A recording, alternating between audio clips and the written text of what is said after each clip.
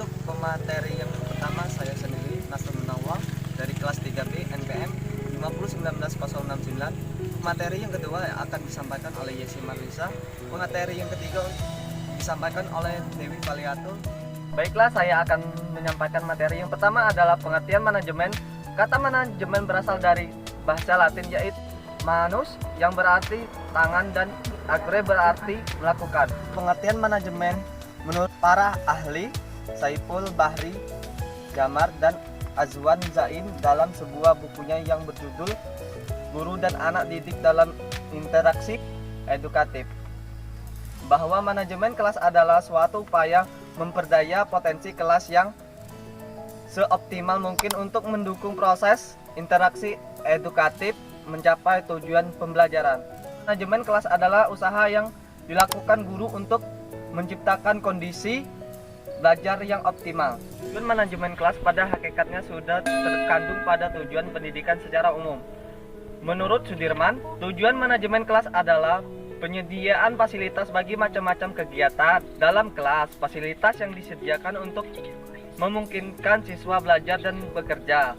Terciptanya suasana sosial, memberikan kepuasan, suasana, disiplin, perkembangan intelektual, emosional, dan sikap serta apresiasi pada siswa. Suharsini Arikunto berpendapat bahwa tujuan manajemen kelas adalah agar setiap anak di kelas bekerja dengan tertib sehingga segera tercapai pengajaran secara efektif dan efisien. Untuk lebih jelasnya, Arikunto menuraikan rincian tujuan manajemen kelasnya sebagai berikut. 1. Mewujudkan situasi kondisi kelas baik sebagai lingkungan belajar maupun sebagian kelompok belajar. Yang kedua, menghilangkan berbagai hambatan yang dapat menghalangi tujuan terwujudnya interaksi pembelajaran. Yang ketiga, menyediakan dan mengatur fasilitas serta perabot belajar yang mendukungkan dan memungkinkan. Baiklah, saya akan melanjutkan materi yang kedua yaitu tentang prinsip dasar manajemen kelas. Pengelolaan kelas mengandung pengertian yaitu proses pengelolaan kelas untuk menciptakan suasana kondisi kelas yang memungkinkan siswa dapat belajar secara efektif. Pengelolaan kelas juga dapat diartikan sebagai segala usaha yang diarahkan untuk mewujudkan suasana yang diarahkan untuk mewujudkan belajar mengajar yang efektif dan menyenangkan serta dapat memotivasi siswa untuk belajar dengan baik dan sesuai dengan kemampuan. Sedangkan prinsip dasar pengelolaan kelas adalah pegangan atau acuan yang dimiliki pokok berpikir atau bertindak sebagai seorang pendidikan dalam usaha menciptakan dan memelihara kondisi bila terjadi gangguan dalam proses pembelajaran. Macam-macam prinsip dan manajemen kelas, Drama menyebutkan dalam rangka memperkecilkan masalah gangguan dalam pengelolaan kelas dapat digunakan prinsip pengelolaan kelas. Prinsip pengelolaan kelas yaitu dikemukakan oleh Drama adalah sebagai berikut. A. Hangat dan antusias. Hangat dan antusias sangat diperlukan dalam proses belajar dan mengajar.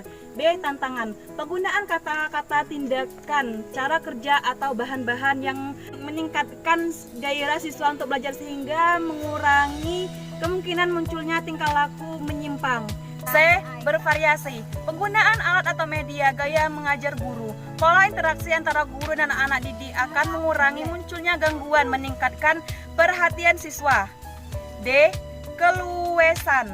Keluesan tingkah laku guru untuk mengubah strategi mengajar dapat memecahkan kemungkinan munculnya gangguan siswa serta menciptakan iklim belajar yang sangat efektif.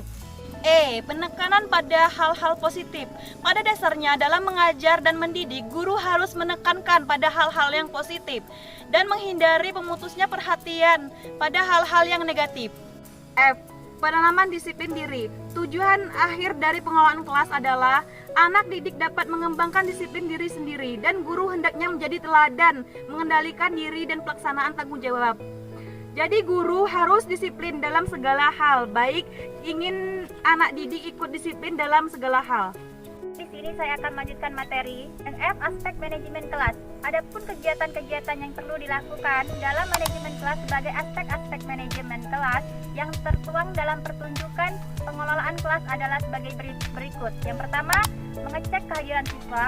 Yang kedua, mengumpulkan hasil pekerjaan siswa. Dan yang ketiga, mengumpulkan informasi dari siswa. Keempat, mencatat data. Kelima, pemeliharaan arsip. Yang keenam, menyampaikan materi pembelajaran. Yang G, fungsi manajemen kelas. Selain memberikan makna penting bagi tercipta dan terpeliharanya kondisi kelas yang optimal, manajemen kelas berfungsi A. Memberikan dan melengkapi fasilitas untuk segala macam tugas, seperti membantu kelompok dalam pembagian tugas, membantu pembentukan kelompok, membantu kerjasama dalam menemukan tujuan-tujuan organisasi, membantu individu agar dapat bekerja sama dengan kelompok atau kelas. Yang B. Memelihara agar tugas-tugas itu dapat berjalan dengan lancar. Yang H. Ruang lingkup manajemen kelas. A. Manajemen kurikulum. Kurikulum adalah suatu cakupan kerja yang digunakan oleh seseorang guru sebagai pedoman yang akan dicapai di dalam proses belajar mengajar. Jadi, manajemen kurikulum adalah sebuah perencanaan atau pengarahan untuk menyelesaikan kurikulum tersebut. B. Manajemen peserta didik.